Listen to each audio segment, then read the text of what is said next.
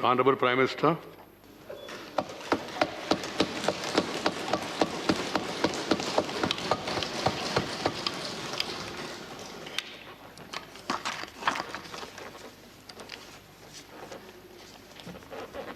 आदरणीय सभापति जी, पूरा विश्व अनेक चुनौतियों से जूझ रहा है। शायद ही किसी ने सोचा होगा कि मानव जात को ऐसे कठिन दौर से गुजरना पड़ेगा। ऐसी चुनौतियों के बीच इस दशक के प्रारंभ में ही हमारे आदरणीय राष्ट्रपति जी ने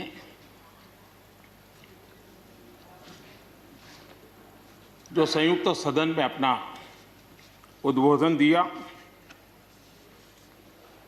वो अपने आप में इस चुनौतियों भरे विश्व में एक नई आशा जगाने वाला, नया उमंग पैदा करने वाला और नया आत्मविश्वास पैदा करने वाला राष्ट्रपति जी का उद्बोधन रहा। आत्मनिर्भर भारत की राह दिखाने वाला और इस दशक के लिए एक मार्ग प्रशस्त करने वाला राष्ट्रपति जी का उद्बोधन रहा। आदरणीय सभापति जी, मैं राष्ट्रपति जी का तहे दिल से आभार व्यक्त करने के लिए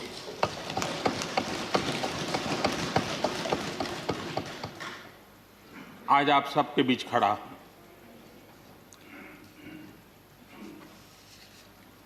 राज्यसभा में करीब 13-14 घंटे तक 50 से अधिक मान्य सदस्यों ने अपने विचार रखे, बहुमूल्य विचार रखे, अनेक पहलुओं पर विचार रखे और इसलिए मैं सभी आदरणीय सदस्यों का हृदयपूर्वक आभार भी व्यक्त करता हूं इस चर्चा को समृद्ध बनाने के लिए। अच्छा होता कि राष्ट्रपति जी का भाषण सुनने के लिए भी सब होते तो लोकतंत्र की गरिमा और बढ़ जाती और हम सबको कभी गिला शिकवा न रहता कि हमने राष्ट्रपति जी का भाषण सुना नहीं था। लेकिन राष्ट्रपति जी के भाषण की ताकत इतनी थी कि न सुनने के बावजूद भी बहुत कुछ बोल पाए। ये अपने आप में उस भाषण की ताकत थी, उन विचारों की ताकत थी, उन आदर्शों की ताकत थी कि जिसके कारण न सुनने के बाद भी बात पहुंच गई। और इसलिए मैं समझता हूं इस भाषण का मूल्य अनेक गुना है। आदरणीय सभापति जी, जैसे मैंने कहा, अनेक चुनौतियों के बीच राष्ट्रपति जी का इस दशक का प्रथम भाषण हुआ। लेकिन ये भी सही है कि जरा पूरे विश्व पटल की तरफ देखते हैं, भारत के युवा मन को देखते हैं, तो ऐसा लगता है कि आज भारत सच्चे अर्थ में एक अवसरों की भूमि है।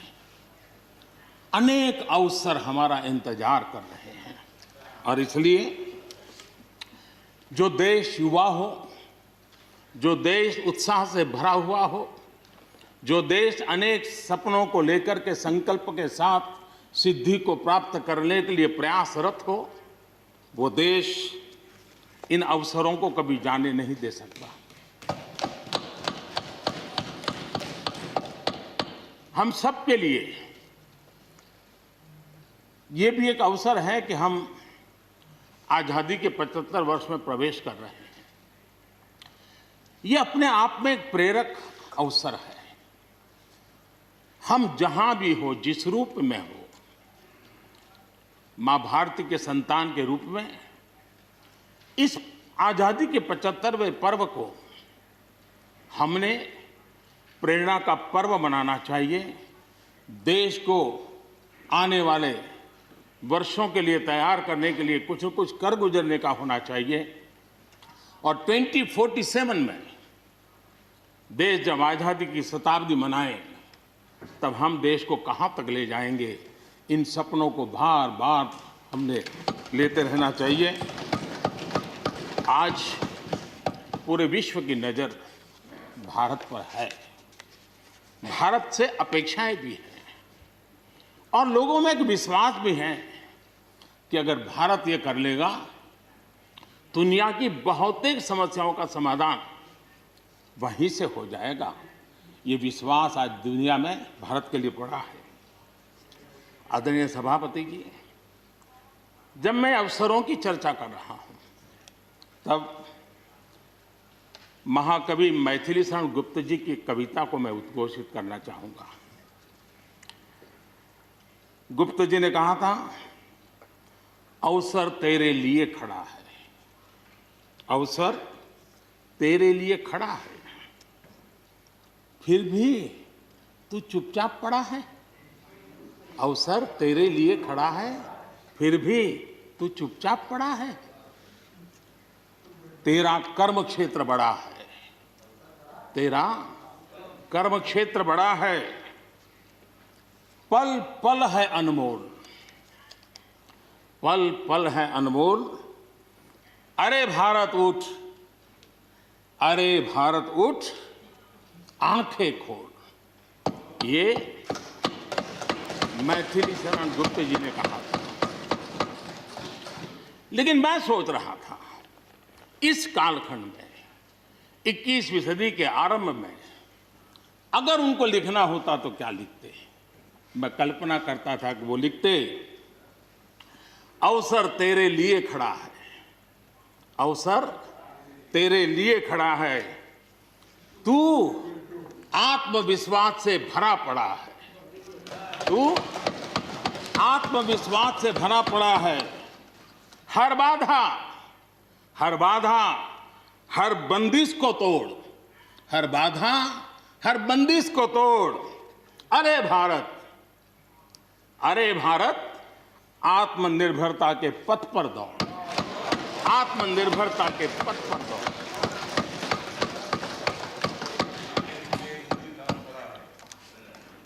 आदरणीय सभापति जी, कोरोना के दौरान किस प्रकार की वैश्विक परिस्थितियां बनी, कोई किसी की मदद कर सके ये असंभव हो गया। एक देश दूसरे देश को मदद न कर सके, एक राज्य दूसरे राज्य को मदद न कर सके, यहां तक कि परिवार का एक सदस्य दूसरे परिवार की सदस्य की मदद न कर सके, वैसा माहौल कोरोना के कारण पैदा हुआ। भारत के लिए तो दुनिया ने बहुत आशंकाएं जताई थी, विश्व बहुत चिंतित था कि अगर कोरोना के इस महामारी में अगर भारत अपने आप को संभाल नहीं पाया तो न सिर्फ भारत लेकिन पूरी मानव जात के लिए कितना बड़ा संकट आ जाएगा, ये आशंकाएं सबने जताई। करोड़ों लोग फंस जाएंगे, लाखों लोग मर जाएंगे। हमारे यहां भी डराने के लिए भरपूर बातें भी हुई। अरे ये क्यों हुआ, ये मेरा सवाल नहीं है, क्योंकि एक अननोन एनिमी क्या कर सकता है किसी को अंदाज नहीं था। हर एक ने अपने अपने तरीके से आकलन किया था। लेकिन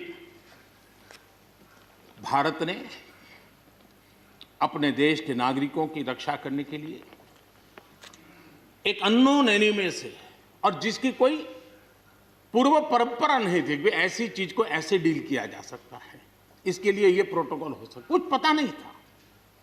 एक नए तरीके से, नए सोच के साथ हर किसी को चलना था।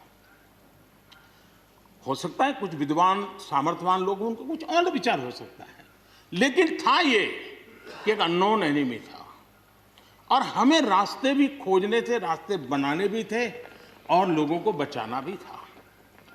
उस समय जो भी ईश्वर ने बुद्धि, शक्ति, सामर्थ्य दिया, इस देश ने उसको करते हुए देश को बचाने में भरसक काम किया है। और आज दुनिया इस बात का गर्व कर रही है कि इस वाकई भारत ने दुनिया की मानव जात की रक्षा करने में बहुत बड़ी अहम भूमिका निभाई। ये लड़ाई जीतने का यश किसी सरकार को नहीं जाता है, न किसी व्यक्ति को जाता है, लेकिन हिंदुस्तान को तो जाता है। गर्व करने में क्या जाता है? विश्व के सामने आत्मविश्वास के साथ बोलने में क्या जाता है? इस देश ने किया है।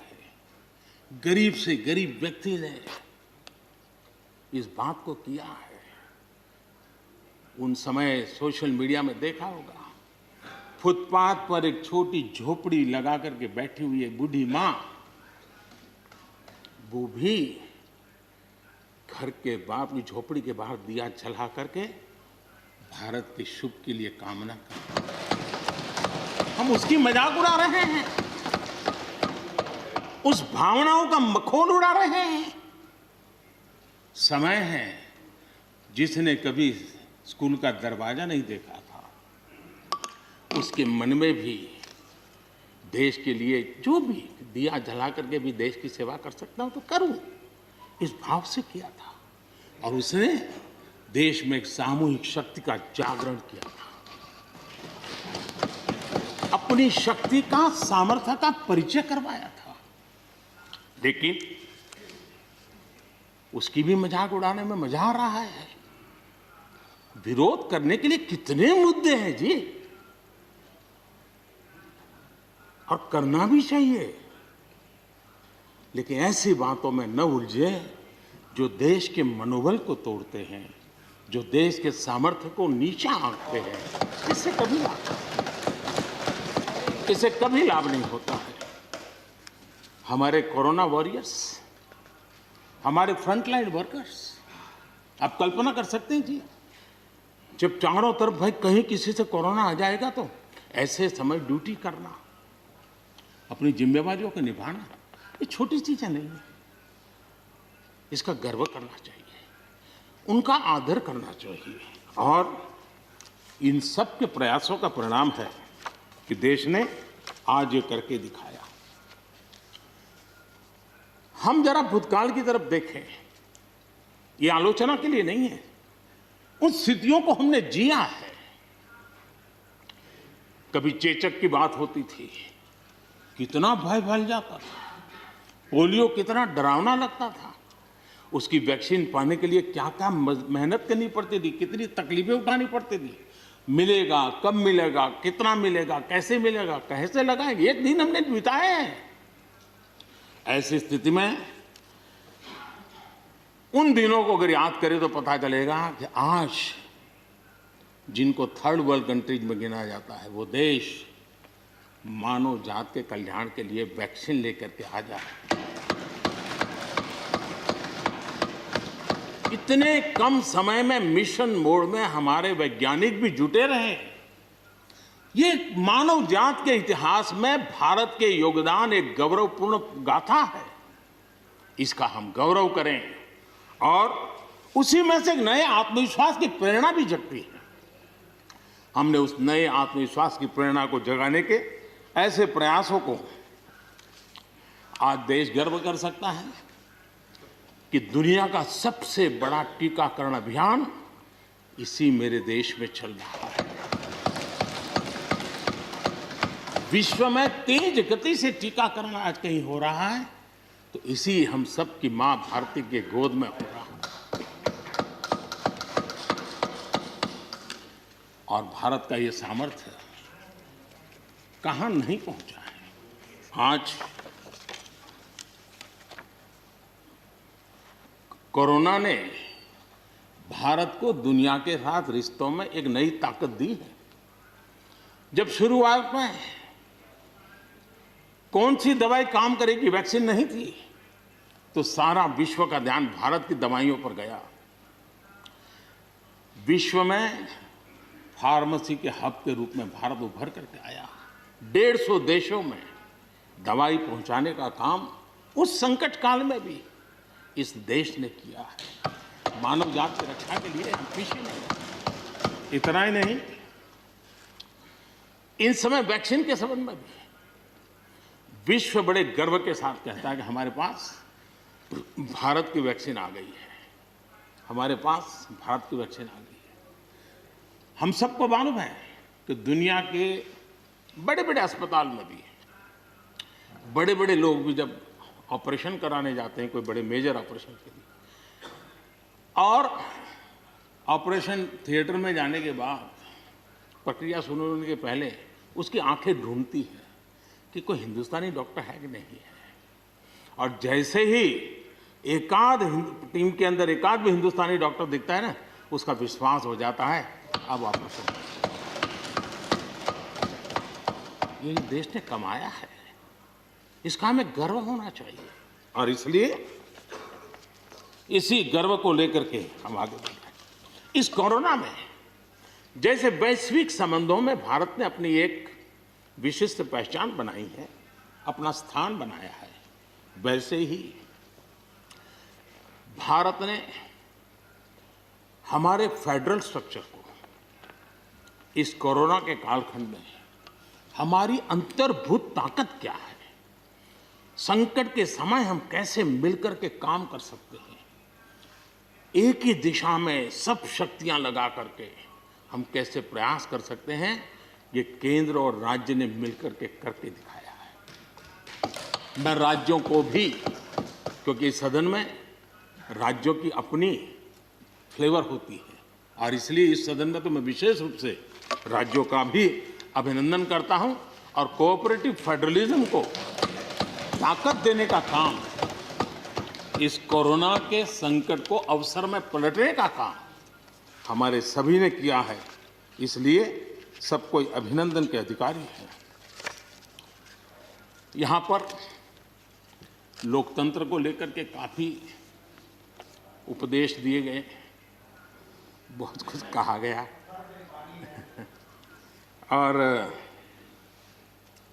लेकिन मैं नहीं मानता हूं कि जो बातें बताई गई हैं देश का कोई भी नागरिक इस पर भरोसा करेगा। भारत का लोकतंत्र ऐसा नहीं है कि जिसकी खाल हम इस प्रकार से उधेड़ सकते हैं। ऐसी गलती हम न करें। और मैं श्रीमान डेरेक जी की बात सुन रहा था, बढ़िया बढ़िया शब्दों का प्रयोग हो रहा था, फ्रीडम ऑफ स्पीच,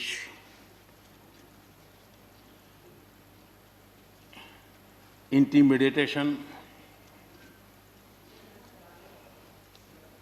हाउडिंग। जब शब्द सुन रहा था तो लग रहा था कि ये बंगाल की बात बता रहे हैं कि देश की बता रहे हैं।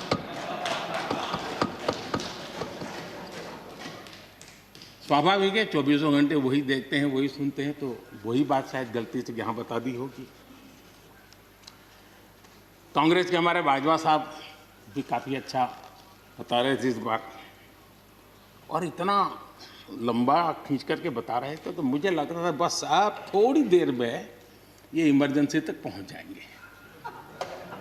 मुझे लग रहा था थोड़ी देर में एक कदम बार बाकी है, वो 84 तक पहुंच जाएंगे, लेकिन वो वहां नहीं गए। खैर, कांग्रेस देश को बहुत निराश करती है, आपने भी निराश कर दिया।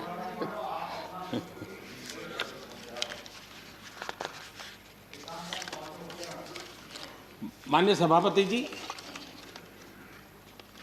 मैं एक कोट इस सदन के सामने रखना चाहता हूं, और खास करके लोकतंत्र पर जो लोग शक उठाते हैं, भारत की मूलभूत शक्ति पर जो शक उठाते हैं, उनको तो मैं विशेष आग्रह से कहूंगा कि इसको समझने का प्रयास करें। हमारा लोकतंत्र किसी भी मायने में वेस्टर्न इंस्टीट्यूशन नहीं है, ये एक ह्यूमन इंस्टीट्यूशन है।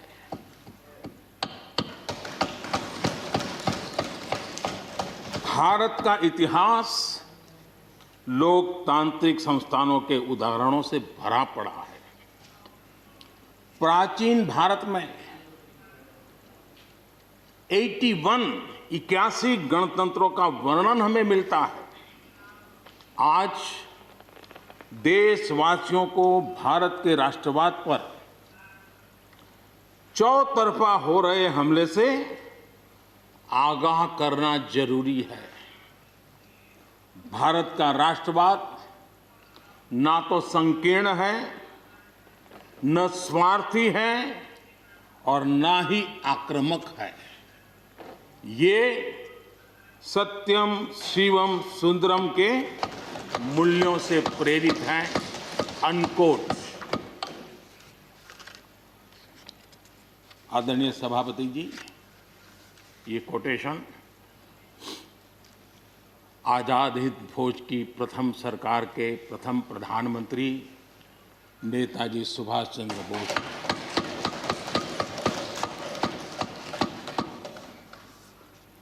और संयोग है कि 125वीं जयंती आज हम मना रहे हैं, लेकिन दुर्भाग्य इस बात का है कि जाने अनजाने में हमने नेताजी की इस भावना को, नेताजी के इन विचारों को, नेताजी के इन आदर्शों को भुला दिया।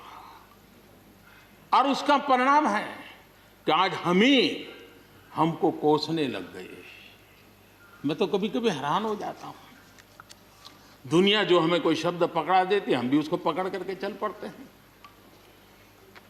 दुनिया की सबसे बड़ी डेमोक्रेसी, दुनिया की सबसे बड़ी डेमोक्रेसी, दुनिया की सबसे बड़ी डेमोक्रेसी सुनते हैं, हमको भी अच्छा लगता है। हाँ यार, भारत विश्व की सबसे बड़ा लोकतंत्र। लेकिन हमने अपने युवा पीढ़ी को ये सिखाया नहीं कि भारत ये मदर ऑफ डेमोक्रेसी है, ये लोकतंत्र की जननी है। हम सिर्फ बड़ा लोकतंत्र है ऐसा नहीं है, यह देश लोकतंत्र की जननी है। ये बात हमें हमारी आने वाली पीढ़ियों को सिखानी होगी और हमें गर्व से इस बात को बोलना होगा, क्योंकि हमारे पूर्वजों ने विरासत हमें दी है। भारत की शासन व्यवस्था डेमोक्रेटिक है। सिर्फ इसी वजह से हम लोकतांत्रिक देश नहीं है। भारत की संस्कृति, भारत के संस्कार, भारत की परंपरा, भारत का मन लोकतांत्रिक है और इसलिए हमारी व्यवस्था लोकतांत्रिक है। ये है इसलिए ये है ऐसा नहीं है, मूलतः हम लोकतांत्रिक हैं इसलिए ये है। और ये कसौटी भी हो चुकी है देश की। आपातकाल के उन दिनों को याद कीजिए। न्यायपालिका का हाल क्या था, मीडिया का क्या हाल था, शासन का क्या हाल था। सब कुछ जेल खाने में परिवर्तित हो चुका था, लेकिन इस देश के संस्कार, इस देश का जनमन जो लोकतंत्र के रंगों से रंगा हुआ था, उसको कोई हिला नहीं पाया था। मौका मिलते ही उसने लोकतंत्र को प्रस्थापित कर दिया। ये लोगों की ताकत, ये हमारे संस्कारों की ताकत है, ये लोकतांत्रिक मूल्यों की ताकत है। मुद्दा ये नहीं है कौन सरकार नहीं, मैं उसकी चर्चा नहीं कर रहा हूं और न ही मैं ऐसी चीजों में अपना समय लगाने के लिए यहां आप लोगों ने मुझे बिठाया है। हमें लोकतांत्रिक मूल्यों की रक्षा करते हुए आगे बढ़ना है। आत्मनिर्भर भारत के संबंध में भी चर्चा हुई। मैं हमारे साथी धर्मेंद्र प्रधान जी के बहुत ही अभ्यासपूर्ण और आत्मनिर्भर भारत की हमारी दिशा क्या है उसका विख्यात विस्तृत उन्होंने बयान किया है। लेकिन एक बात सही है कि आर्थिक क्षेत्र में भी आज भारत की जो एक पहुंच बन रही है, कोरोना काल में दुनिया के लोग निवेश के लिए तरस रहे हैं, सारी बातें बाहर आ रही हैं, लेकिन भारत है जहां रिकॉर्ड निवेश हो रहा है।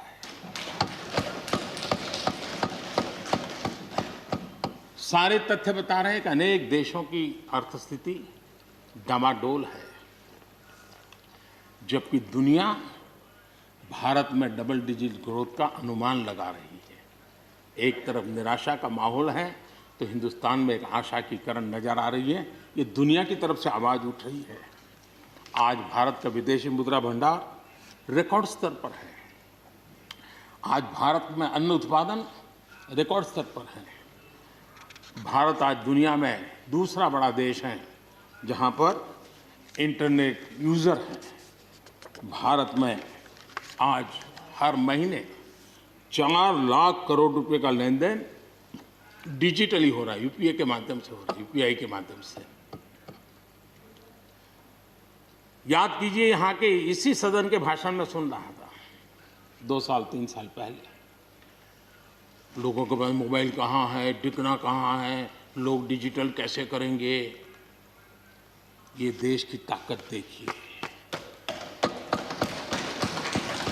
हर महीने 4 लाख करोड़ रुपए भारत मोबाइल फोन के निर्माता के रूप में दुनिया का दूसरा सबसे बड़ा देश बना है। भारत में रिकॉर्ड संख्या में स्टार्टअप्स, यूनिकॉर्न्स, और जिसका विश्व में जय जयकार होने लगा है। इसी धरती पर हमारी युवा पीढ़ी कर रही है। रिन्यूएबल एनर्जी के क्षेत्र में विश्व के पहले 5 देशों में हमने अपनी जगह बना ली है और आने वाले दिनों में हम ऊपर ही चढ़ते जाने वाले हैं। जल हो, थल हो, नभ हो, अंतरिक्ष हो, भारत हर क्षेत्र में अपनी रक्षा के लिए अपने सामर्थ्य के साथ खड़ा है। सर्जिकल स्ट्राइक हो या एयर स्ट्राइक, भारत की कैपेबिलिटी को दुनिया ने देखा है। आदरणीय सभापति जी, 2014 में जब पहली बार मैं इस सदन में आया था, इस परिसर में आया था, और मुझे नेता के रूप में जब चुना गया था, तो मेरे पहले भाषण में मैंने कहा था कि मेरी सरकार गरीबों को समर्पित है। मैं आज दोबारा आने के बाद भी यही बात को दोहरा रहा हूं। और हम न हमारी डायरेक्शन बदली है, न हमने डाइल्यूट किया है, न डाइवर्ट किया है। उसी मिजाज के साथ हम काम कर रहे हैं, क्योंकि इस देश में आगे बढ़ने के लिए हमें गरीबी से मुक्त होना ही होगा। हमें प्रयासों को जोड़ते ही जाना होगा।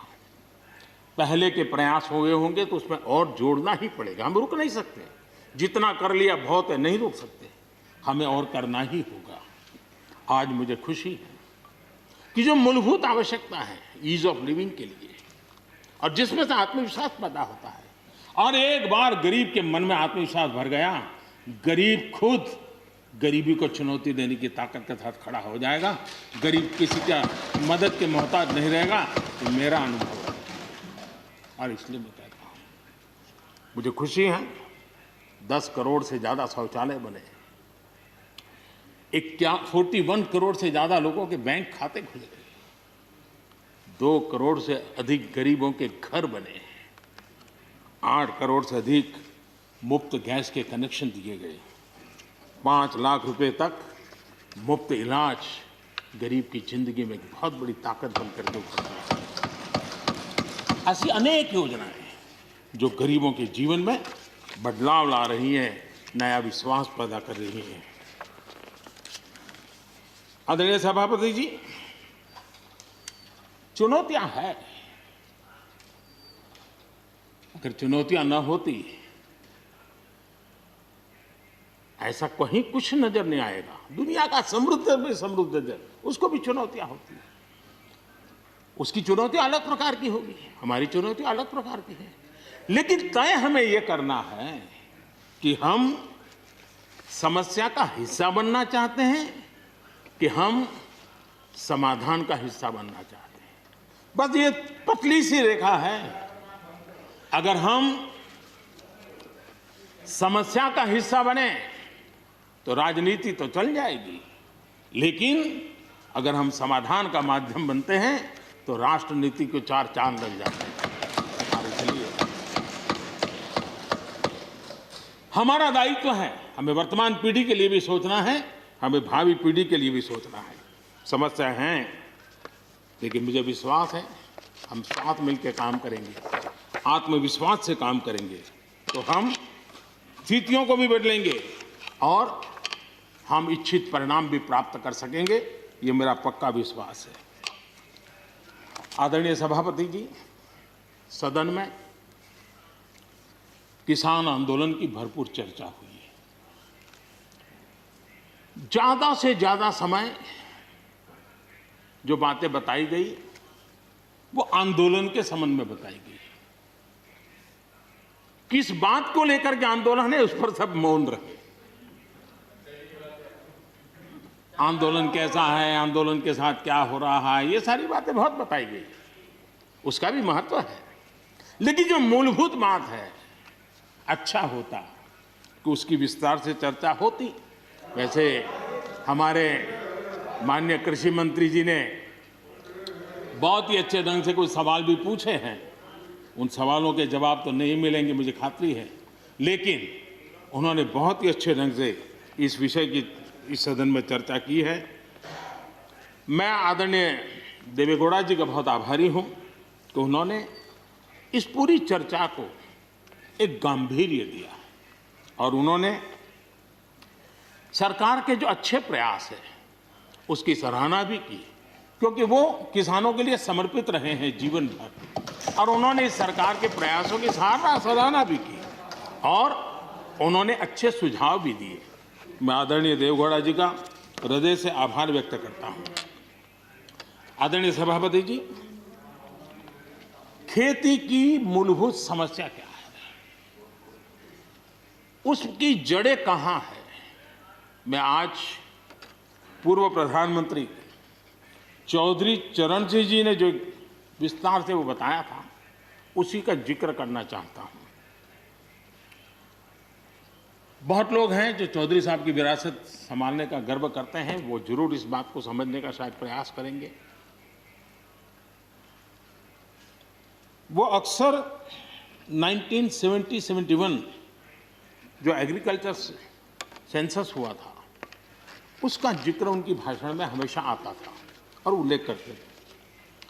चौधरी चरण सिंह जी ने क्या कहा था, उनका कोट है, किसानों का सेंसस लिया गया तो 33% किसान ऐसे हैं जिनके पास जमीन 2 बीघे से कम है, 2 बीघे नहीं है, 2 बीघे तक है, 2 बीघे से कम। 18% जो किसान कहलाते हैं उनके पास 2 बीघे से 4 बीघे जमीन है, यानी आधा हेक्टर से 1 हेक्टर, ये 51% किसान है। ये चाहे कितनी मेहनत करे, अपनी छोटी सी जमीन पर इनकी गुजर ईमानदारी से उसमें हो नहीं सकती। ये चौधरी चरण सिंह जी का कोट है। छोटे किसानों की दयनीय स्थिति चौधरी चरण सिंह जी के लिए बहुत ही हमेशा पीड़ा देती थी और हमेशा उसकी चिंता करते थे। अब हम आगे देखें, ऐसे किसान जिनके पास 1 हेक्टर से भी कम जमीन होती है, 1971 में वे 51% थे, आज 68% हो चुके हैं। यानी देश में ऐसे किसानों की संख्या बढ़ रही है जिनके पास बहुत थोड़ी सी जमीन है। आज लघु और सीमांत किसानों की मिलाएं तो 86% किसान, ज्यादा किसान के पास 2 हेक्टर से भी कम जमीन है, और ऐसे किसानों की संख्या 12 करोड़ है। क्या इन 12 करोड़ किसानों के प्रति हमारी कोई जिम्मेवारी नहीं है? क्या देश की कोई जिम्मेवारी नहीं है? क्या हमने कभी हमारी योजनाओं के केंद्र में इन 12 करोड़ किसानों को रखना पड़ेगा कि नहीं रखना पड़ेगा? ये सवाल का जवाब चौधरी चरण सिंह जी हमारे लिए छोड़ करके गए हैं। हमें जवाब को ढूंढना होगा। हमें चौधरी चरण सिंह जी को सच्ची श्रद्धांजलि देने के लिए भी इस काम के लिए जिसको जो सूझे, जिसको मौका मिले, सबने करना होगा, तब जाकर के हम इन कर सकते हैं। अब पहले की सरकारों की सोच में छोटा किसान था क्या? अगर एक बार हम थोड़ा सोचेंगे तो ध्यान आएगा। मैं आलोचना के लिए नहीं कह रहा हूं, लेकिन हमने सचमुच में, हम सब ने सोचने की आवश्यकता है। जब हम चुनाव आते ही एक कार्यक्रम करते हैं कर्ज माफी। अब वो किसान का कार्यक्रम है कि वोट का कार्यक्रम है, वो तो हिंदुस्तान में हर कोई भली भांति जानता है। लेकिन जब कर्ज माफी करते हैं तब छोटा किसान उससे वंचित रहता है, उसके नसीब में कुछ नहीं आता है, क्योंकि कर्ज माफी जो बैंक से लोन लेता है उसके लिए होती है। छोटा किसान का बेचारा बैंक में खाता नहीं, वो कहाँ लोन लेने जाएगा।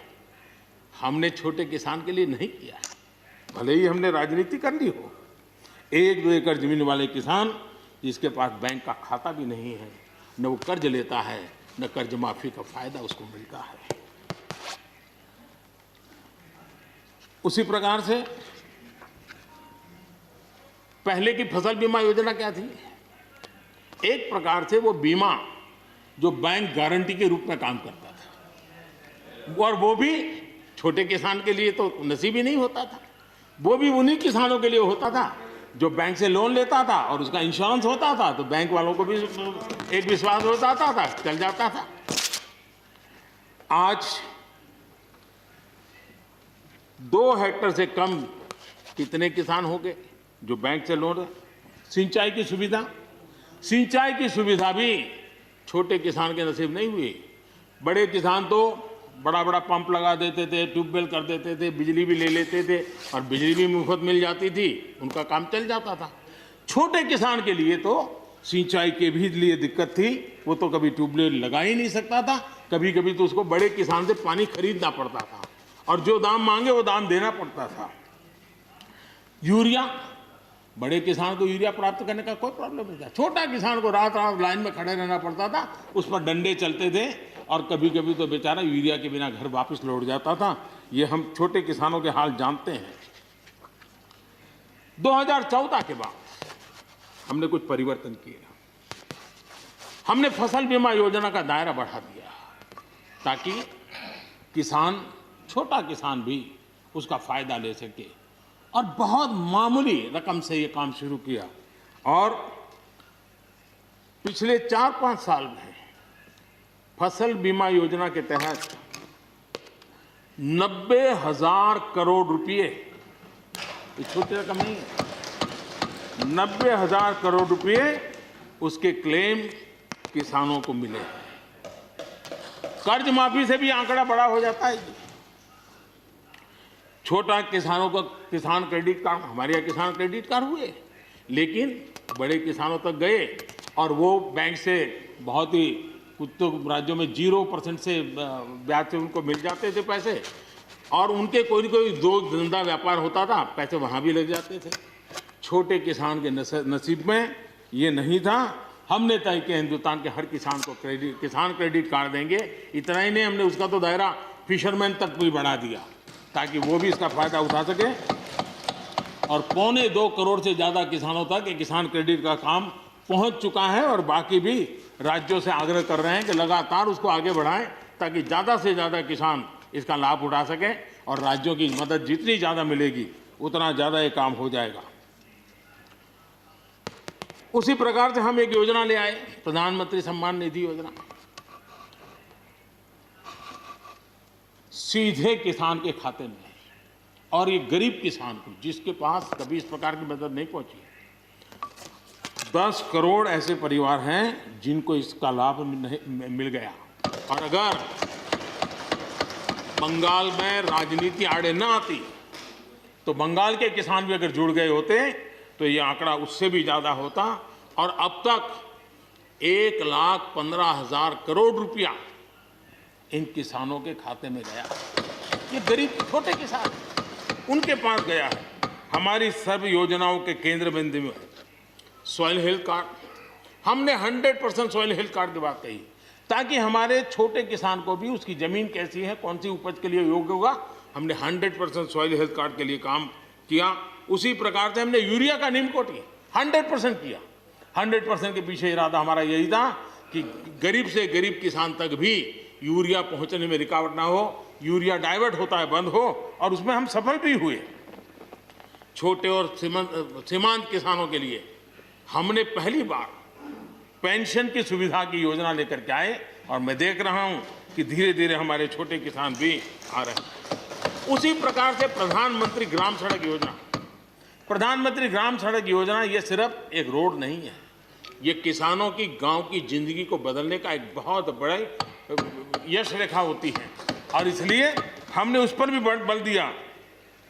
पहली बार हमने किसान रेल की कल्पना की। छोटा किसान का माल बिकता नहीं था, आज किसान रेल के कारण गांव का किसान रेलवे के माध्यम से मुंबई के बाजार तक अपना माल बेचने लगा, फल सब्जी बेचने लगा है, उसका लाभ ले रहा है, छोटे किसान को फायदा हो रहा है। किसान उड़ान के द्वारा हवाई जहाज से, अब जैसे हमारे नॉर्थ ईस्ट इतनी बढ़िया बढ़िया चीजें, लेकिन ट्रांसपोर्टेशन सिस्टम के अभाव में वहां का किसान हमारा बेनिफिट नहीं ले पाता था, आज उसको किसान उड़ान योजना का लाभ मिल रहा है। छोटे किसानों की परेशानियों से हर कोई परिचित है। समय समय पर उनके सशक्तिकरण की मांग भी उठी है। हमारे आदरणीय शरद पवार जी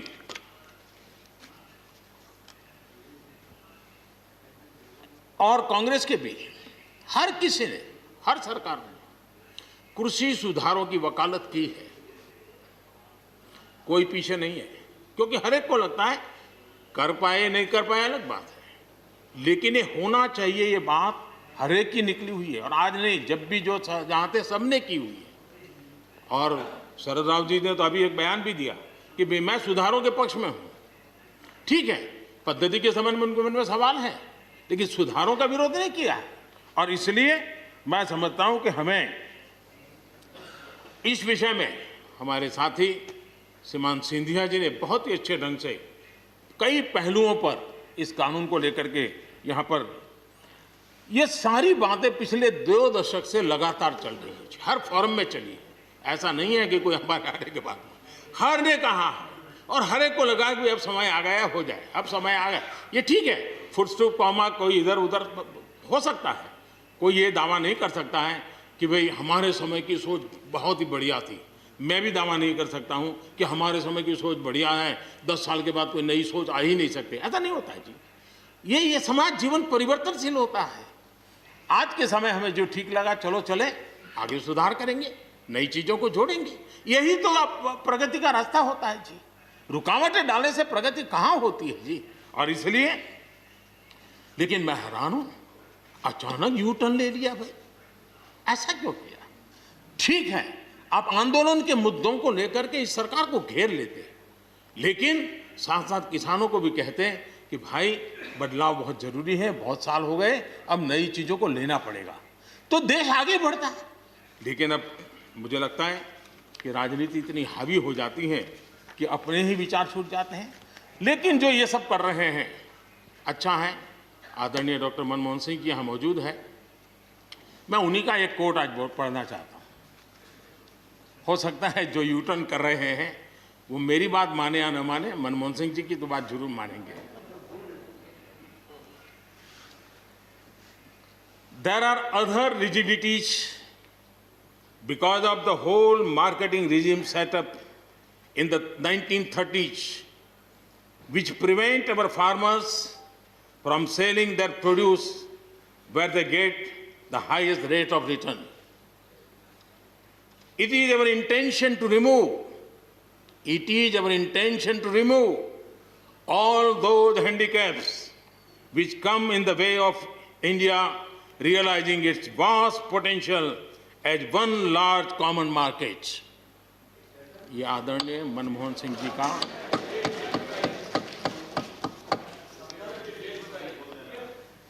आदरणीय मनमोहन सिंह जी ने किसान को उपज बेचने की आज़ादी दिलाने, भारत को एक कृषि बाजार दिलाने के संबंध में अपना इरादा व्यक्त किया था और वो काम हम कर रहे हैं।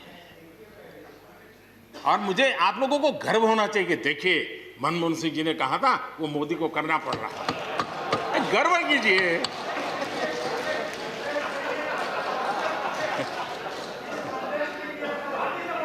Please please.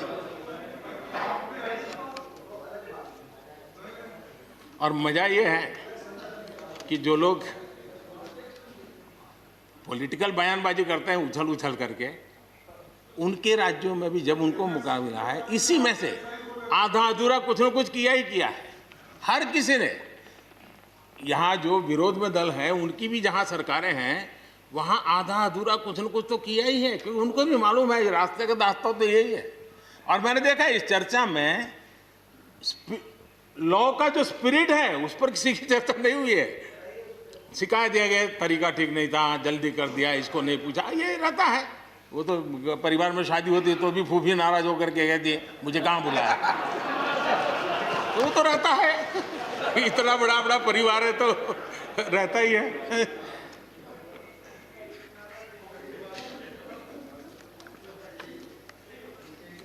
हम कुछ और बातों की ओर भी ध्यान दें। अब देखिए, दूध उत्पादन किसी बंधनों में बंधा हुआ नहीं है, न पशुपालक बंधनों में बंधा हुआ है, न दूध बंधनों में बंधा हुआ। लेकिन मजा देखिए, दूध के क्षेत्र में या तो प्राइवेट या कोऑपरेटिव दोनों ने एक ऐसी बड़ी मजबूत चेन बनाई है, दोनों मिलकर के इस काम को कर रहे हैं और एक बेहतरीन सप्लाई चेन हमारे देश में बनी है। इसको हमने जो अच्छा है उसको, और ये मेरे काल में नहीं बना है, आप भी इसका गर्व कर सकते हैं, मेरे काल से पहले बना हुआ है, हमें गर्व करना चाहिए। फल सब्जी से जुड़े व्यवसाय में ज्यादातर बाजारों का सीधा संपर्क रहता है, बाजारों की दखल हट गई है, इसका लाभ मिल रहा है। क्या डेयरी वाले, फल सब्जी खरीदने वाले उद्यमी, पशुपालकों की किसान, क्या जमीन पर कब्जा हो जाता है उनका, पशुपालन पर, पशु पे कब्जा हो जाता है? नहीं होता, दूध बिकता है, पशु नहीं बिकता है जी। हमारे देश में डेयरी उद्योग का योगदान कृषि अर्थव्यवस्था के कुल मूल्य में 28% से भी ज्यादा है। यानी इतना बड़ा हम एग्रीकल्चर की चर्चाएं करते हैं, इस पहलू को हम भूल जाते हैं। 28% कंट्रीब्यूशन है और करीब करीब 8 लाख करोड़ रुपयों का कारोबार है। जितने रुपये का दूध होता है उसका मूल्य अनाज और दाल दोनों मिला ले तो उससे ज्यादा है। हम कभी इस तरफ देखते ही नहीं है। पशुपालकों को पूरी आजादी, अनाज और दाल पैदा करने वाले छोटे और सीमांत किसानों को जैसे पशुपालक को आजादी मिली है, इनको आजादी क्यों नहीं मिलनी चाहिए? और इन सवालों के जवाब हम ढूंढेंगे तो हम सही रास्ते पर चलेंगे। आदरणीय सभापति जी, ये बात सही है, जैसा हम लोगों की स्वभाव रहा है, घर में भी थोड़ा सा भी परिवर्तन करना हो तो घर में भी एक तनाव शुरू है। चेयर यहाँ क्यों रखी, टेबल यहाँ क्यों रखा, घर में भी होता है। इतना बड़ा देश है और जिस प्रकार की परंपराओं से हम पले बढ़े हैं, तो ये मैं स्वाभाविक मानता हूँ। जब भी कोई नई चीज़ आती है तो थोड़ा बहुत रहता ही है हमारे यहाँ, क्योंकि असमंजस की स्थिति भी रहती है। लेकिन जरा वो दिन याद कीजिए जब हरित क्रांति की बातें होती थी। हरित क्रांति के समय जो कृषि सुधार हुए, तब भी जो आशंकाएं हुई, जो आंदोलन हुए, ये वेल डॉक्यूमेंटेड है और ये देखने जैसा है। कृषि सुधार के लिए सख्त फैसले लेने के उस दौर में शास्त्री जी का हाल ये था कि अपने साथियों में से कोई कृषि मंत्री बनने को तैयार नहीं होता था, क्योंकि लगता था कि ऐसा है हाथ जल जाएंगे और किसान नाराज हो जाएंगे तो मेरी तो राजनीति समाप्त हो जाएगी। ये शास्त्री जी के समय की घटनाएं हैं। और अंत में शास्त्री जी को सी सुब्रमण्यम जी को कृषि मंत्री बनाना पड़ा था। और उन्होंने रिफॉर्म्स की बातें की। योजना आयोग ने भी उसका विरोध किया था। मजा देखिए, योजना आयोग ने भी विरोध किया था। वित्त मंत्रालय सहित पूरी कैबिनेट के अंदर भी विरोध का स्वर उठा था। लेकिन देश की भलाई के लिए शास्त्री जी आगे बढ़े और लेफ्ट पार्टी जो आज भाषा बोलते हैं ना, वही उस समय बोलते थे। वो यही कहते हैं, अमेरिका के इशारे पर शास्त्री जी ये कर रहे हैं, अमेरिका के इशारे पर कांग्रेस ये कर रही है। सारा चीज जितना आज मेरे खाते में जमा है ना, वो पहले आपके यहाँ बैंक में अकाउंट में था। सब कुछ अमेरिका के एजेंट कह दिया जाता था हमारे नेता, कांग्रेस के नेताओं को। ये सब कुछ लेफ्ट वाले जो आज भाषा बोलते हैं, वो उस समय भी उन्होंने यही भाषा बोली थी। कृषि सुधारों को छोटे किसानों को बर्बाद करने वाला बताया गया था। देश भर में हजारों प्रदर्शन आयोजित हुए थे, बड़ा मूवमेंट चला था। इसी माहौल में भी लाल बहादुर शास्त्री जी और उसके बाद की सरकार जो करती रही, उसी का परिणाम है कि जो हम कभी PL 480 मंगवा करके खाते थे, आज देश अपने किसान ने अपनी मिट्टी से पैदा की चीजों को खाता है।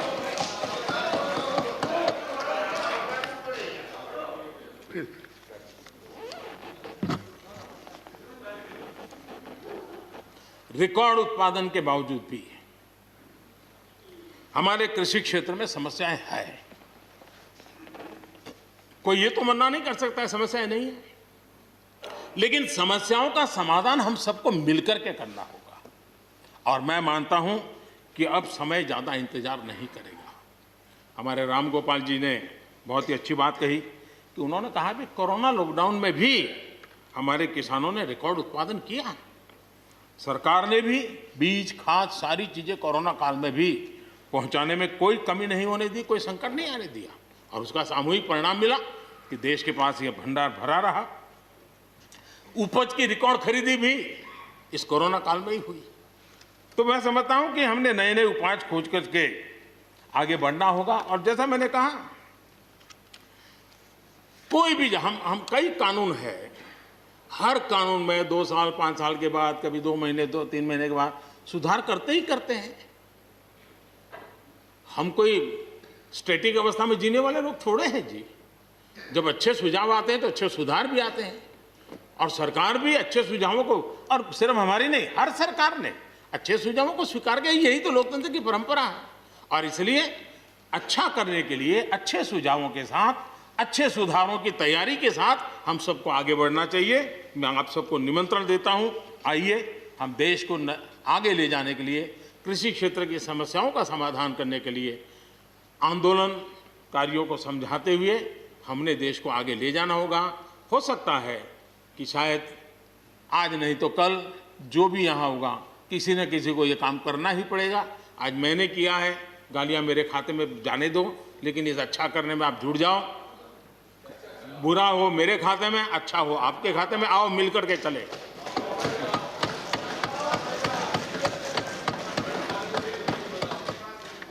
और मैं लगातार, हमारे कृषि मंत्री जी लगातार किसानों से बातचीत कर रहे हैं, लगातार मीटिंगें हो रही हैं, और अभी तक कोई तनाव पैदा नहीं हुआ है। एक दूसरे की बात को समझने का, समझाने का प्रयास चल रहा है। और हम लगातार आंदोलन से जुड़े लोगों से प्रार्थना करते हैं कि आप आंदोलन करना आपका हक है, लेकिन इस प्रकार से बुजुर्ग लोग वहाँ बैठे, ये ठीक नहीं है। आप उनको सबको ले जाइए, आप आंदोलन को खत्म कीजिए। आगे बढ़ने के लिए मिल बैठ करके चर्चा करेंगे, रास्ता खुले है। ये सब हमने कहा है। मैं आज भी इस सदन से माध्यम से भी निमंत्रण देता हूँ। आदरणीय सभापति जी,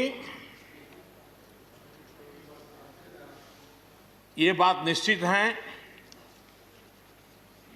हमारी खेती को खुशहाल बनाने के लिए फैसले लेने का ये समय है। इस समय को हमने गंवा नहीं देना चाहिए। हमें आगे बढ़ना चाहिए, देश को पीछे नहीं ले जाना चाहिए।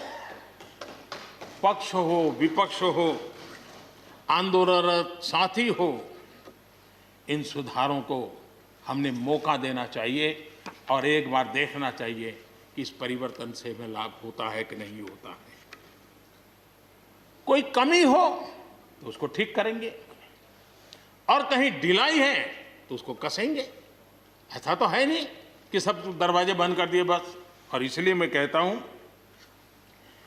मैं विश्वास दिलाता हूं कि मंडियां अधिक आधुनिक बने, अधिक प्रतिस्पर्धी होगी। इस बार बजट में भी उसके लिए हमने प्रावधान किया है। इतना ही नहीं, एमएसपी है, एमएसपी था, एमएसपी रहेगा। ये सदन की पवित्रता समझे हम। जिन 80 करोड़ से अधिक लोगों को सस्ते में राशन दिया जाता है, वो भी कंटिन्यू रहेगा। इसलिए मेहरबानी करके भ्रम फैलाने के काम में हम न जुड़े, क्योंकि हमको देश ने एक विशिष्ट जिम्मेवारी दी है। किसानों की आय बढ़ाने के जो दूसरे उपाय हैं, उन पर भी हमें बल देने की जरूरत है। आबादी बढ़ रही है, परिवार के अंदर सदस्यों की संख्या बढ़ रही है, जमीन के टुकड़े छोटे होते जा रहे हैं।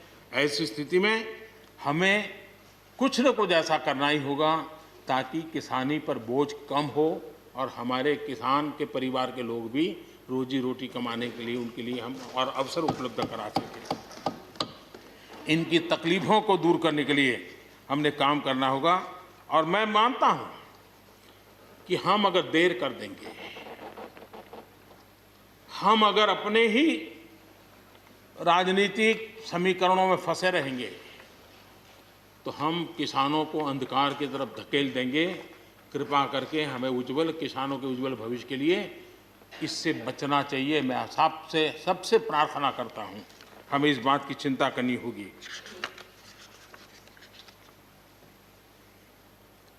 आदरणीय सभापति जी, डेयरी और पशुपालन हमारे कृषि क्षेत्र के साथ बढ़ावा देने की जरूरत है ताकि हमारा किसान पगभर हो। उसी प्रकार इसी काम के लिए हमने फुट एंड माउथ डिसीज के लिए एक बहुत बड़ा अभियान चलाया है ताकि वो किसान को या पशुपालक जो बाय एंड लार्ज किसानी से जुड़ा हुआ रहता है उसको भी लाभ होगा। हमने फिशरीज को भी एक अलग बल दिया, अलग मिनिस्ट्री बनाई और 20,000 करोड़ रुपए मत्स्य संपदा योजना के लिए लगाया है ताकि ये पूरे क्षेत्र को एक नया बल मिले। स्वीट रिवॉल्यूशन, भारत में बहुत संभावनाएं हैं और इसलिए भारत ने किसान, उसके लिए बहुत जमीन की जरूरत नहीं है, अपने ही खेत के कोने में वो कर दें तो भी साल में 40,000, 50,000, लाख रुपया, 2 लाख रुपया कमा लेगा वो।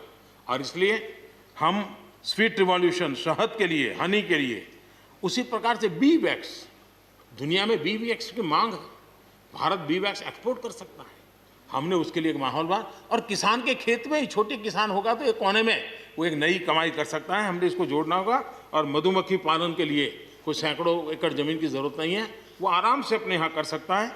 सोलर पंप, सोलर हम कहते हैं अन्नदाता ऊर्जादाता बने, उसके खेत में ही वो अपनी सोलार सिस्टम से ऊर्जा भी पैदा करे, सोलार पंप चलाए, अपनी पानी की आवश्यकता को पूरी करे, उसके खर्च को, बोझ को बंद करे और फसल एक लेता है तो 2 ले, 2 लेता है तो 3 ले। क्रॉप पैटर्न में बदल करना है तो वो बदल कर सके, उसकी दिशा में हम जा सकते हैं। और एक बात है, भारत की ताकत ऐसी समस्याओं के समाधान करने की और नए रास्ते खोजने की रही है, आगे भी खुलेंगे। लेकिन कुछ लोग हैं जो भारत अस्थिर रहे, अशांत रहे, इसे लगातार कोशिशें कर रहे हैं।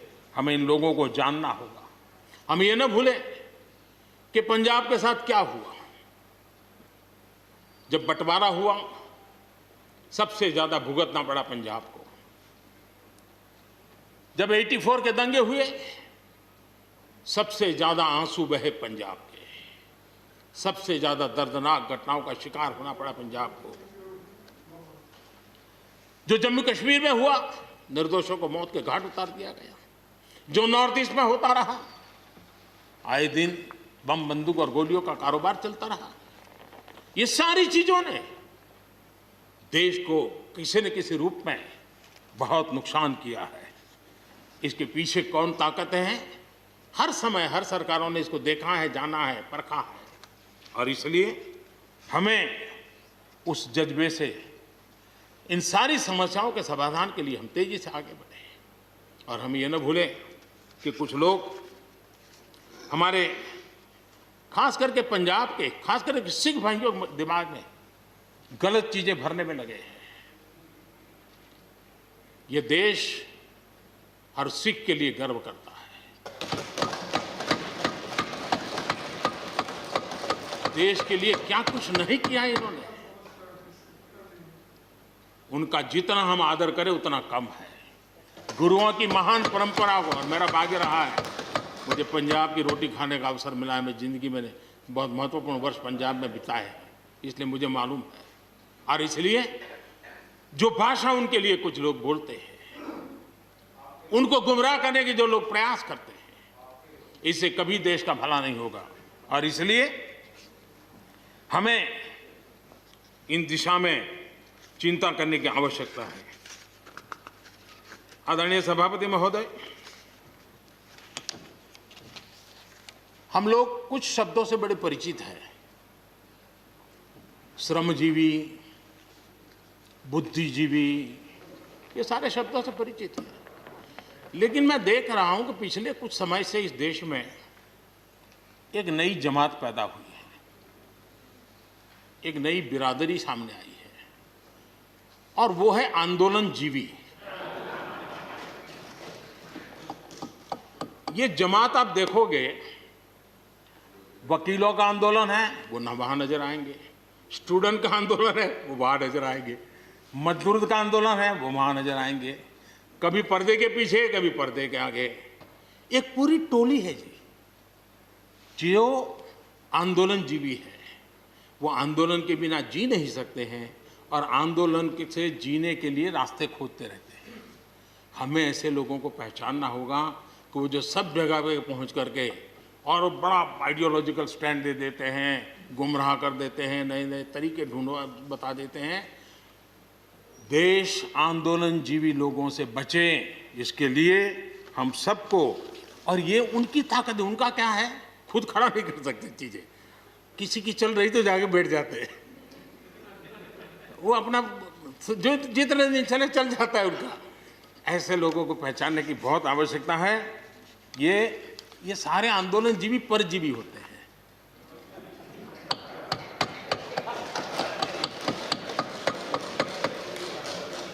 और यहां पर सब लोगों को मेरी बात से आनंद इसलिए होगा कि आप जहां जहां सरकारें चलाते होंगे, आपको भी ऐसे परजीवी आंदोलनजीवियों का अनुभव होता हो। और इसलिए उसी प्रकार से एक नया मैं चीज देख रहा हूं, देश प्रगति कर रहा है, हम एफडीआई की बात कर रहे हैं, फॉरेन डायरेक्ट इन्वेस्टमेंट। लेकिन मैं देख रहा हूं इन दिनों एक नया एफडीआई मैदान में आया है। ये नए एफडीआई से देश को बचाना है। एफडीआई चाहिए, फॉरेन डायरेक्ट इन्वेस्टमेंट। लेकिन ये जो नया एफडीआई नजर का आ रहा है, ये नए एफडीआई से जरूर बचना होगा। और ये नया एफडीआई है foreign destructive ideology, foreign destructive ideology. और इसलिए इस एफडीआई से देश को बचाने के लिए हमने और जागरूक रहने की जरूरत है। आदरणीय सभापति जी, हमारे देश के विकास के लिए ग्रामीण अर्थव्यवस्था, इसका अपना एक मूल्य है। ग्रामीण अर्थव्यवस्था हमारे आत्मनिर्भर भारत का एक अहम स्तंभ है। आत्मनिर्भर भारत ये किसी सरकार का कार्यक्रम नहीं हो सकता है और होना भी नहीं चाहिए। ये 130 करोड़ देशवासियों के संकल्प होने चाहिए। हमें गर्व होना चाहिए और इसमें कोई दुविधा नहीं होनी चाहिए। और महात्मा गांधी जैसे महापुरुषों ने हमें यही रास्ता दिखाया था। अगर हम वहां से थोड़े हट गए हैं तो वापस उस पटरी पर आने की जरूरत है और आत्मनिर्भर भारत के रास्ते पर हमको बढ़ना ही होगा। गांव और शहर की खाई को अगर हमें पाटना है तो उसके लिए भी हमें आत्मनिर्भर भारत की ओर बढ़ना ही होगा। और मुझे विश्वास है कि हम उन बातों को लेकर के जब आगे बढ़ रहे हैं तो हमारे देश के सामान्य मानवी का विश्वास बढ़े। जैसे अभी प्रश्नोत्तर काल के अंदर जल जीवन मिशन की चर्चा हो रही थी, इतने कम समय में 3 करोड़ परिवारों तक घर में पीने का पानी पहुंचाने का नल कनेक्शन देने का काम हो चुका है। आत्मनिर्भरता तभी संभव जब अर्थव्यवस्था में सभी की भागीदारी हो। हमारी सोनल बहन ने अपने भाषण में बहनों बेटियों की भागीदारी पर फोकस करने की उन्होंने विस्तार से चर्चा की। कोरोना काल में चाहे राशन हो, आर्थिक मदद हो या मुफ्त गैस सिलेंडर, सरकार ने हर तरह से एक प्रकार से हमारी माताओं बहनों को असुविधा ना हो इसकी पूरी चिंता करने का प्रयास किया है। और उन्होंने एक शक्ति बनकर के इन चीज़ों को संभालने में मदद भी की है। जिस तरह इस मुश्किल परिस्थिति में हमारे देश की नारी शक्ति ने बड़े धैर्य के साथ परिवार को संभाला, परिस्थितियों को संभाला है। कोरोना के इस लड़ाई में हर परिवार की मातृशक्ति की बहुत बड़ी भूमिका रही है और उनका मैं जितना धन्यवाद करूं उतना कम।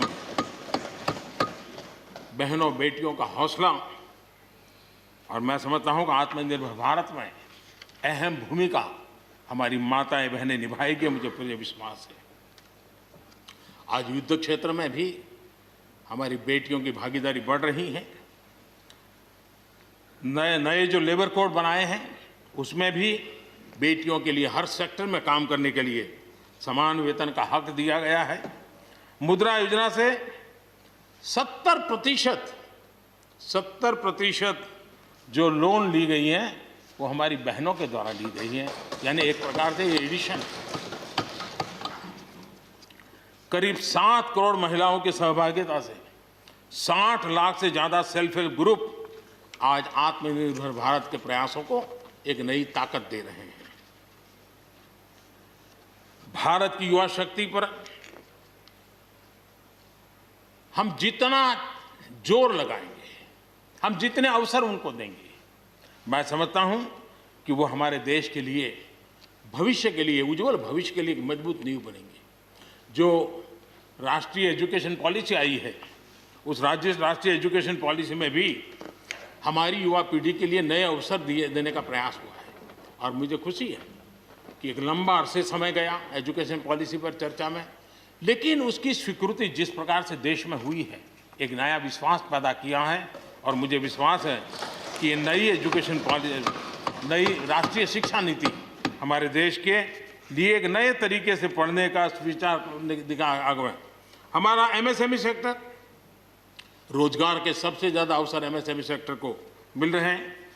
और जब कोरोना काल में जो स्टिमुलस की बात हुई उसमें भी एमएसएमई पर पूरा ध्यान दिया गया और उसी का परिणाम है कि आर्थिक रिकवरी में आज हमारे एमएसएमई बहुत बड़ी भूमिका निभा रहे हैं और हम इसको आगे बढ़ा रहे हैं।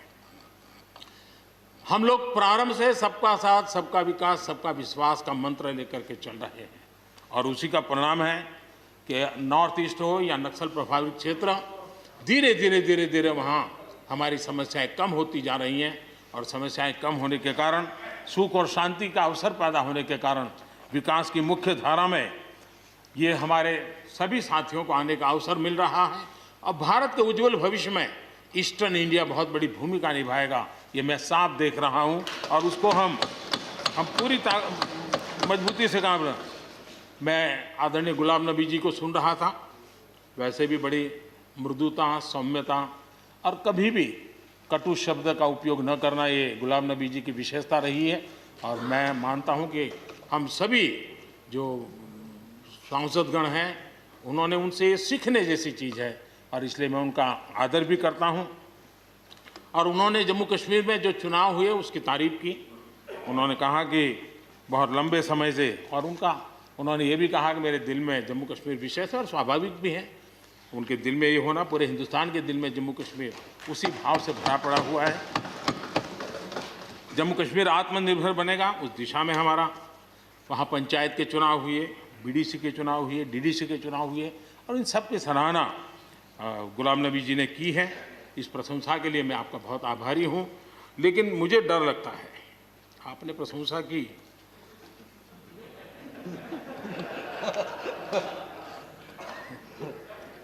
मुझे विश्वास है कि आपकी पार्टी वाले इसको उचित स्पिरिट में लेंगे।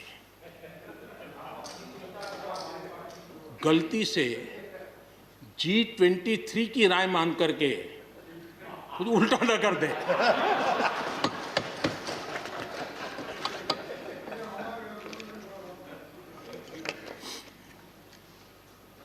आदरणीय सभापति महोदय, कोरोना के चुनौतीपूर्ण दौर में सीमा पर भी चुनौती देने की कोशिश हुई। हमारे वीर जवानों के हौसले और कुशलता ने सटीक जवाब दिया है और हर हिंदुस्तानी के इस बात का गर्व होना चाहिए। मुश्किल परिस्थितियों में भी हमारे जवान डट करके खड़े रहे हैं। तमाम साथियों ने भी हमारे जवानों के शौर्य की सराहना की है, मैं उनका आभारी हूं। LAC पर जो स्थिति बनी है उस पर भारत का रुख बहुत स्पष्ट है और देश इसको भली भांति देख भी रहा है और गर्व भी कर रहा है। बॉर्डर इंफ्रास्ट्रक्चर और बॉर्डर सिक्योरिटी को लेकर हमारी प्रतिबद्धता में किसी प्रकार की ढील आने का सवाल ही नहीं होता है, गुंजाइश ही नहीं है। और जो लोग हमारा लालन पालन और हमारे विचारों का हमारा उछेर देखते हैं, वो कभी इस विषय में हमें सवाल ही नहीं करेंगे। उनको मालूम है हम इसके लिए डटे हुए रहने वाले लोग हैं और इसलिए हम इन विषयों में कहीं पर भी पीछे नहीं हैं। आदरणीय सभापति जी, इस सदन की उत्तम चर्चा के लिए मैं सबका धन्यवाद करते हुए आखिर में एक मंत्र का उल्लेख करते हुए अपनी वाणी को मैं विराम दूंगा। हमारे यहाँ वेदों में एक महान विचार प्राप्त होता है और हम सब के लिए, 130 करोड़ देशवासियों के लिए ये मंत्र अपने आप में बहुत बड़ी प्रेरणा है। वेदों का ये मंत्र कहता है, अयुतो अहम, अयुतो में आत्मा, अयुतो अहम, अयुतो में आत्मा, अयुतम में चक्षुः, अयुतम श्रोत्रम, अयुतो अहम, अयुतो में आत्मा, अयुतम में चक्षुः, अयुतम श्रोत्रम। यानी मैं एक नहीं हूं, मैं अकेला नहीं हूं, मैं अपने साथ करोड़ों मानवों को देखता हूं, अनुभव करता हूं। इसलिए मेरी आत्मिक शक्ति करोड़ों की है, मेरे साथ करोड़ों की दृष्टि है, मेरे साथ करोड़ों की श्रवण शक्ति, कर्म शक्ति भी है। आदरणीय सभापति जी, वेदों की इसी भावना से, इसी चेतना से 130 करोड़ से अधिक देशवासियों वाला भारत सबको साथ लेकर के आगे बढ़ रहा है। आज 130 करोड़ देशवासियों के सपने आज हिंदुस्तान के सपने हैं। आज 130 करोड़ देशवासियों की आकांक्षाएं इस देश की आकांक्षाएं हैं। आज 130 करोड़ देशवासियों का भविष्य भारत के उज्जवल भविष्य की गारंटी है। और इसलिए आज जब देश नीतियां बना रहा है, प्रयास कर रहा है, तो वो केवल तत्कालीन हानि लाभ के लिए नहीं, लेकिन एक लंबे दूरगामी और 2047 में देश जब आज़ादी का शतक मनाएगा, तब देश को नई ऊंचाइयों पर ले जाने के सपनों को लेकर के नींव रखी जा रही है। और मुझे विश्वास है कि इस काम को हम पूरा करने में अवश्य सफल होंगे। मैं फिर एक बार आदरणीय राष्ट्रपति जी के उद्बोधन के लिए मैं उनका आदरपूर्वक धन्यवाद करते हुए, उनका अभिनंदन करते हुए, सदन में भी जिस तरह चर्चा हुई, और मैं सच बताता हूँ, चर्चा का स्तर भी अच्छा था, वातावरण भी अच्छा था। ये ठीक है कि इससे कितने लाभ होते हैं, मुझ पर भी कितना हमला हुआ, हर प्रकार से जो भी कहा जा सकता है कहा, लेकिन मुझे बहुत आनंद हुआ कि मैं कम से कम आपके काम तो आया। देखिए, आपके मन में एक तो कोरोना के कारण ज्यादा जाना आना होता नहीं होगा, फंसे रहते होंगे और घर में भी खिचपिच चलती होगी। अब इतना गुस्सा यहां निकाल दिया तो आपका मन कितना हल्का हो गया, आप घर के अंदर कितनी खुशी चैन से समय बिताते होंगे। तो ये आनंद जो आपको मिला है, इसके लिए मैं काम आया, ये भी मैं अपना सौभाग्य मानता हूं और मैं चाहूंगा ये आनंद लगातार लेते रहिए, चर्चा करते रहिए, लगातार चर्चा करते रहिए, सदन को जीवंत बनाते रखिए। मोदी है, मौका लीजिए। बहुत बहुत धन्यवाद। धन्यवाद प्रधानमंत्री जी। I shall now put the amendments which have been moved to vote. Amendment number 11 to 18 by Tiruchi Siva. Amendment number 18 to